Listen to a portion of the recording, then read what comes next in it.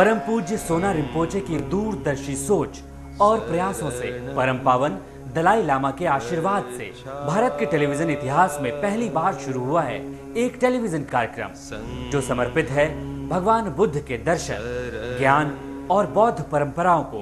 कार्यक्रम में दुनिया के तमाम बड़े बौद्ध धर्मगुरु, बौद्ध ज्योतिष शास्त्री रोज आप तक पहुंचा रहे हैं अमूल्य जानकारियां। सबसे पहले देखिए बौद्ध धर्म से जुड़ी महत्वपूर्ण जानकारियां।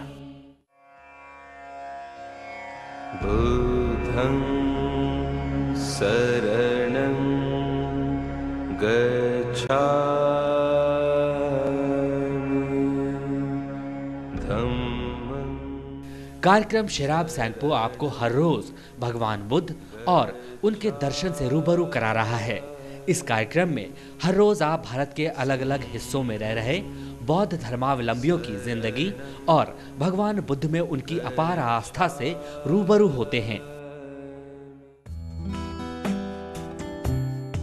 इसी सिलसिले को आगे बढ़ाते हुए कार्यक्रम में अब हम आपको दिखाने जा रहे हैं अरुणाचल प्रदेश के पश्चिम खेमांग जिले में रह रहे बौद्ध अनुयायियों का जीवन। परम पूज्य 13वें सोना रिम्पोचे ने जब अरुणाचल प्रदेश के दूरस्थ गांव का दौरा किया तो उनकी मुलाकात भगवान बुद्ध में अपार आस्था रखने वाले इन अनुयायियों से हुई।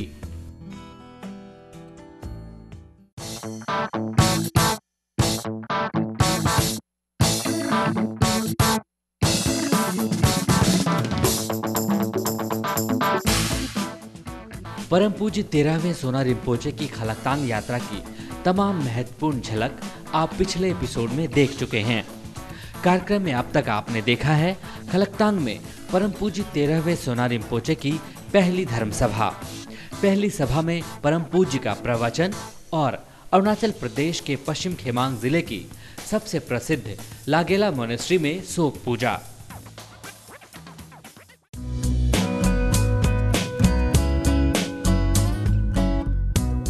लेकिन परम पूज्य 13वें सोना रिम्पोचे की खलकतांग यात्रा की कई और दिलचस्प तस्वीरें हैं जो देखना आपके लिए बाकी है।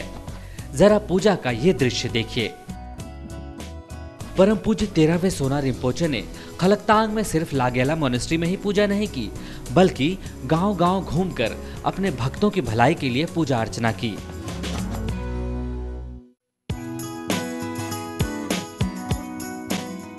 परम पूज्य 13वें सोना रिम्पोचे के खलकतांग आने से स्थानीय लोगों और बौद्ध धर्म के अनुयायियों में जबरदस्त उत्साह था।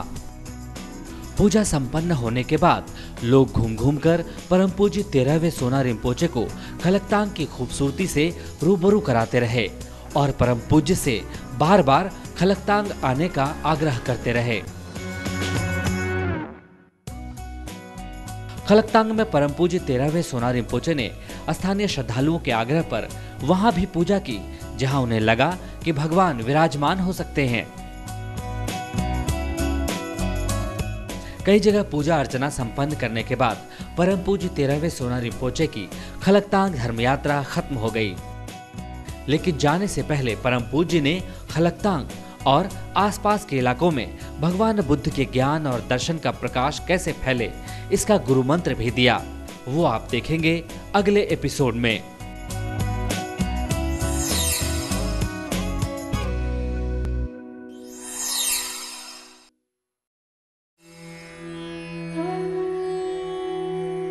कैसे दूर हो आपके जीवन की मुश्किलें, कैसे सवरे आपका करियर, कैसे सफल हो आपका हर काम, क्या कहते हैं आपकी किस्मत के सितारे।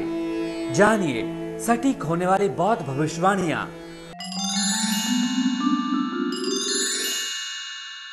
Trust Tele, Namaste and a very happy new year to all the viewers. 15th of January 2011, Saturday and 11th lunar day of 11th month. And the day is very favorable for people who are born under ox. The elemental combination is earth fire, which is an inauspicious combination and brings burning and lead to suffering. Activities related to defeating enemies and undertaking violent activities are effective. BT appears from 12 p.m. until 12 a.m. from east to west direction. So, avoiding undertaking thoracic therapies like blooding and moxibustion. During and also it is drinking number, so avoid inventing gas at home. Pumdong or empty was is at the east direction, so important activities should not be done while facing east. 16th of January 2011, Sunday and 12th lunar day of 11th month. The elemental combination is fire and fire, which is a good combination, and such combinations gives prosperity and encourages the gaining of food, clothing, good for trade and planting of seeds. During offering and giving party for the promotions, our awards etc. are very favorable on this day, and meeting of influential people can be beneficial for the people who are born under dragon sign. And since it is Thong Nambu, this is not a good day to start new business or engage in important business matters. Moreover, since it is Sekte, so avoid surgical things and doing of operations and visiting of ill people, making or renovation of drainage and cultivation of plants and flowers or shifting of home etc. are not good on this day. Pumdong or empty was is at east direction, so important activities should not be done while facing east. 17th January 2011, Monday and 13th lunar day of 11th month. The elemental combination is earth-water, which is a good combination and brings youthfulness and happiness. Good day to enjoyment, partying and wearing new dresses. Laying of foundation for the monasteries, making of statues, paying offering to root gurus and offering to Naga and other deity can be good. Cultivation of seeds in the field and garden, plantation of flowers and trees can be also a good on this day, and doing surgical things is also favorable. And this day can be special good for people who are born under dog and sheep. However, since it is Pui Nambu, so avoid new children's birthday celebration and taking baby out from the home for the first time. Moreover, Lord of Earth or Sadak Simbung is present in the day, thus undertaking journey or starting important work is not favorable. And Pumdong or empty was is at east direction, so important activities should not be done while facing east. Thanks for watching and see you tomorrow at the same channels at same time.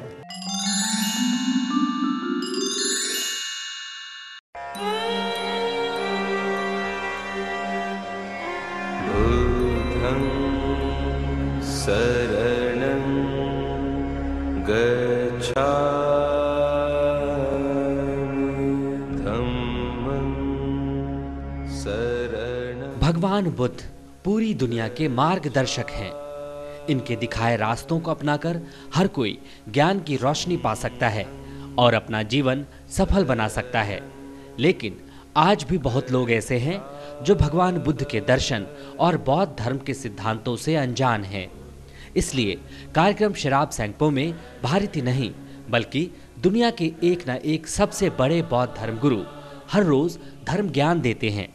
तो सुनिए आज का अमूल्य धर्म ज्ञान।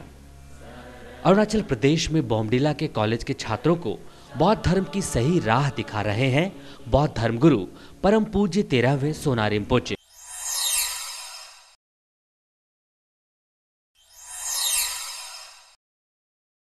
आप लोग घर में कुरुम्पा लोग आएगा, लामा लोग आएगा, सबसे पहले ये पूछना है। हाँ? वो आप देखो ना, पेचा व्यक्ति तो नहीं जाना, पेचा को थोड़ा देखा होगा। पेचा कहाँ से शुरू? ओम सोम बावा शुद्ध सवा धर्म सोम बावा शुद्ध। हाँ, शुद्ध मतलब वो पहला तो शुद्धिकरण करता है।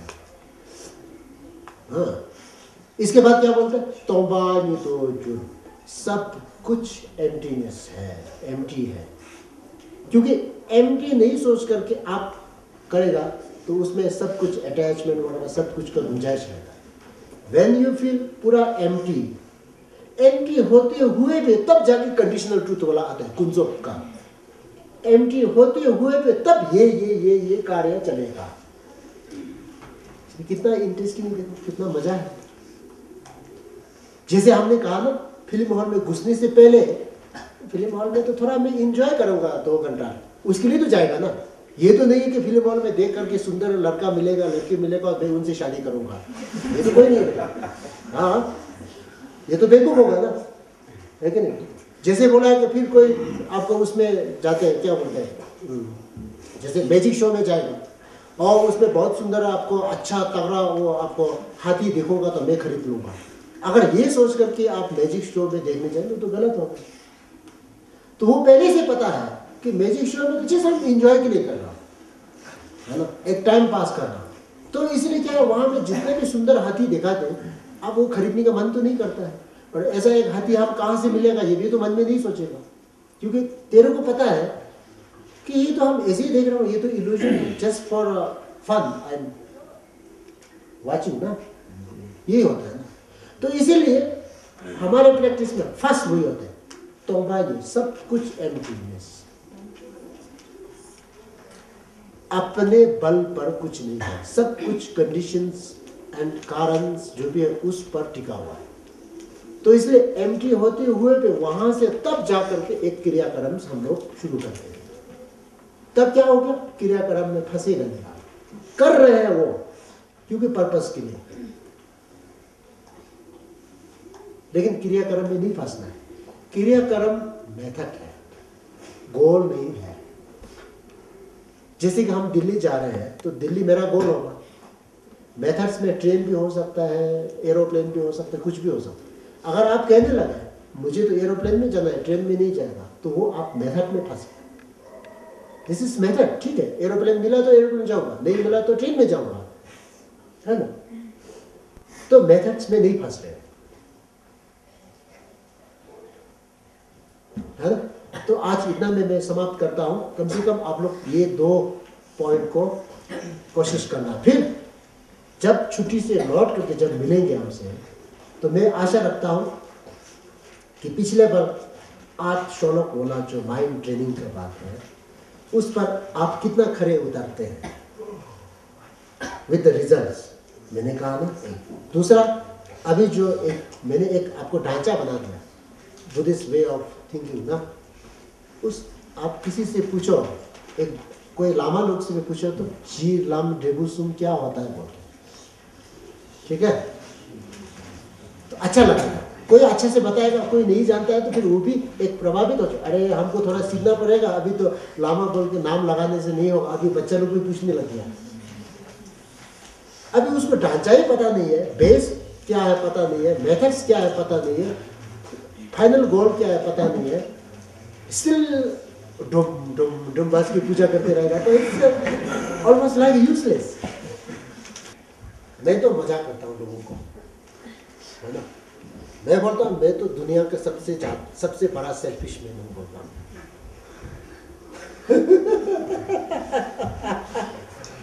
सब मजाक करता हूँ मैं। अगर तुम रियली अपने को प्यार करते हो तो अपना के लिए भला चाहिए ना, है ना। आपके कितना दूर दृष्टि है उस पर डिपेंड करता है।